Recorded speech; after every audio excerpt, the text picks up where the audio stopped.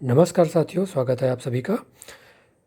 राज्य परियोजना कार्यालय समग्र शिक्षा छत्तीसगढ़ की ओर से यूथ एवं यूको क्लब के गठन के संबंध में एक निर्देश प्रसारित हुआ है। निर्देश में क्या कहा गया है, महत्वपूर्ण बातें क्या है, उसको जानेंगे। साथ ही साथ यूथ एवं यूको क्लब का गठन कैसे करना है, गठन की प्रक्रिया क्या है, राशि कितनी जारी हुई है, इस आदेश में संपूर्ण जानकारी बताई गई है, उसे हम जानते हैं।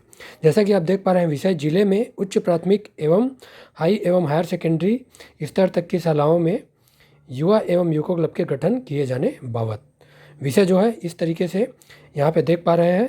संदर्भ इस वर्ष समग्र शिक्षा के अंतर्गत पीएबी में स्वीकृत कार्य योजना वर्ष 2023-24 बाबत। इस आदेश की मुख्य बातें क्या है जो कि विद्यालयों के लिए महत्वपूर्ण है, उसे जान लेते हैं। तो इस वर्ष प्राप्त स्वीकृति के अनुसार उच्च प्राथमिक स्तर अर्थात मिडिल स्तर के लिए युवा एवं यूको क्लब के संचालन हेतु प्रति शासकीय शाला रुपये 3000 एवं हायर सेकेंडरी स्तर पर इस क्लब के संचालन हेतु प्रति शाला रुपये 5000 का प्रावधान किया गया है। इस पत्र के साथ आपको युवा एवं इको क्लब के संचालन हेतु सुझावात्मक दिशा निर्देश भेजे जा रहे हैं। इसे सभी संबंधित शालाओं तक भेजते हुए उन्हें 1 सप्ताह के भीतर अपनी शालाओं में बच्चों के नेतृत्व में युवा एवं इको क्लब क्या करना है, खुलवाना सुनिश्चित करना है। आगे जानते हैं, जिलों में जमीनी स्तर से इस क्लब के गठन की सूचना प्राप्त कर 100% स्कूलों में क्लब की नियमित गतिविधियां प्रारंभ होने पर इस क्लब के लिए उपलब्ध बजट शालाओं को आवंटित किया जाएगा। अतः सभी शालाओं में तत्काल 1 सप्ताह के भीतर चुनाव के माध्यम से युवा एवं इको क्लब का गठन कर लेवे। इस तरीके से यूथ एवं यूको क्लब के गठन के संबंध में जो ज़मीनी स्तर पर कार्रवाई करना है उसको बताया गया है इस आदेश में। साथ ही साथ आगे क्या करना है उसे जो महत्वपूर्ण बातें जान लेते हैं। स्कूलों में युवा क्लब के माध्यम से पहली गतिविधि के रूप में चर्चा पत्र के माह जून 2023 के अंक में एजेंडा क्रमांक 9 ग्रीन स्कूल का अध्ययन कर उसका क्रियान्वयन वर्षा ऋतु में प्रारंभ करें। चर्चा पत्र के इस अंक का लिंक आपको सुविधा के लिए भेजा जा रहा है।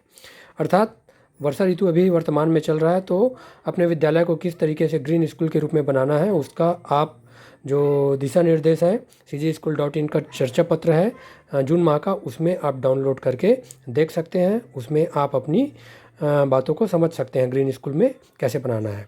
आगे महत्वपूर्ण जो बिंदु है उसे जानते हैं। शालाओं में युवा क्लब का गठन कैसे करना है, इसके बारे में सामान्य जो प्रक्रिया है क्या अपनाना है उसे जान लेते हैं। मिडिल, हाई और हायर सेकेंडरी स्कूल में यूथ एवं इको क्लब के गठन से संबंधित दिशा निर्देश जो प्रसारित किया गया है उसे जान लेते हैं।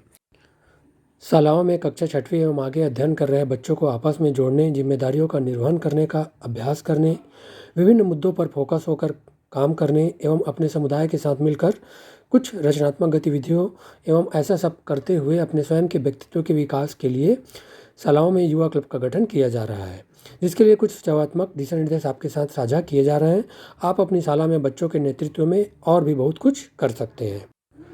उच्च प्राथमिक एवं आगे अध्ययन करने वाले स्कूली बच्चों में गजब की सृजनात्मकता एवं ऊर्जा होती है, जिसका सही तरीके से इस्तेमाल हम अपनी शालाओं में नहीं कर पा रहे हैं। तो किशोरावस्था से लेकर युवावस्था के दौरान इस ऊर्जा का बेहतर कार्यों में इस्तेमाल किया जाना अत्यंत आवश्यक है। परंतु शाला में पूरे सत्र में प्रायः हमारा फोकस कक्षागत शिक्षण एवं अध्यापन होता है, ताकि समय पर पाठ्यक्रम पूरा हो और विद्यार्थी अपने आप को परीक्षा के लिए पूरी तरह से तैयार कर सके। इस कमी को दूर करने हेतु शालाओं में युवा क्लब का गठन करने के बारे में सोचा जा रहा है। युवा क्लब का अर्थ क्या है तो युवा क्लब की आवश्यकता क्यों है उसे जानते हैं।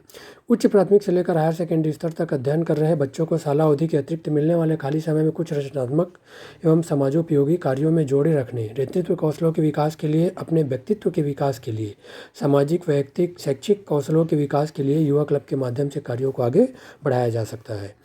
इन युवा क्लब के माध्यम से हम विद्यार्थियों के संवाद कौशल, अपने स्व एस्टीम एवं आत्मविश्वास को बढ़ावा देने, भीतर छुपे टैलेंट या प्रतिभा को पहचान कर उन्हें बढ़ावा देने के साथ साथ इस कार्यक्रम से बच्चों में विभिन्न गुणों जैसे अनुशासन के विकास के साथ साथ बच्चों के सर्वांगीण विकास में भी सहयोग मिल सकता है। युवा क्लब के गठन का मुख्य उद्देश्य क्या है उसे हम समझ लेते हैं। तो शालाओं में युवा क्लब का गठन मुख्य रूप से निम्नलिखित उद्देश्यों को लेकर किया जाएगा, जैसे कि पहला है बच्चों में सृजनात्मक कौशलों एवं कल्पनाशीलता के विकास के लिए युवावस्था में आते आते कुछ कार्यों को लेते हुए उसे अच्छे से पूरा करने की जिम्मेदारी लेने हेतु विद्यार्थियों, शिक्षकों एवं समुदाय को आपस में मिलकर कार्य करने के एक प्लेटफॉर्म उपलब्ध करवाने के लिए शाला में उपलब्ध संसाधनों का बेहतर उपयोग सुनिश्चित किए जाने हेतु और टीम भावना के साथ आपस में मिलकर काम करने की आदत का विकास, यह मुख्य रूप से युवा क्लब के गठन का उद्देश्य है। और युवा क्लब के गठन की प्रक्रिया क्या होगी उसे समझ लेते हैं। अपनी शाला में युवा क्लब के गठन करने हेतु निम्नलिखित प्रक्रिया अपनाएं। शाला का प्रधानाध्यापक या प्राचार्य स्वयं इस युवा क्लब के गठन की जिम्मेदारी लेवे अथवा किसी अन्य शिक्षक जो स्थानीय हो उसे इस कार्य की जिम्मेदारी दे सकते हैं आप। आगे जानते हैं, युवा क्लब के संचालन के लिए आपको कुछ सक्रिय एवं इच्छुक बच्चों की टीम बनानी होगी। इस हेतु विभिन्न कक्षाओं से आप विद्यार्थियों का चुनाव कर सकते हैं। सभी सहमत हो तो युवा क्लब के लिए चुनाव भी आप आयोजित कर सकते हैं। इससे वे चुनाव की प्रक्रिया को भी आसानी से समझ जाएंगे कि संवैधानिक प्रक्रिया में चुनाव किस तरीके से होता है। एक युवा क्लब में निम्नलिखित पदों पर कार्य करने हेतु चयन किया जा सकता है: प्रधानमंत्री, शिक्षा मंत्री, वित्त मंत्री, खेल मंत्री, कानून एवं रक्षा मंत्री, स्वास्थ्य एवं स्वच्छता मंत्री, कृषि एवं उद्योग मंत्री। प्रत्येक पद के लिए जिम्मेदारियां निर्धारित की जाएगी और इन जिम्मेदारियों का निर्धारण शाला स्तर पर किया जाएगा। तो ये प्रमुख पद रहेंगे, उनकी क्या क्या जिम्मेदारियां होगी और इससे क्या क्या अपेक्षित बदलाव होंगे उसे हम आगे अगले वीडियो में विस्तार से जानेंगे। तो आज के वीडियो में इतना ही। आप सभी का बहुत बहुत धन्यवाद। Thank you.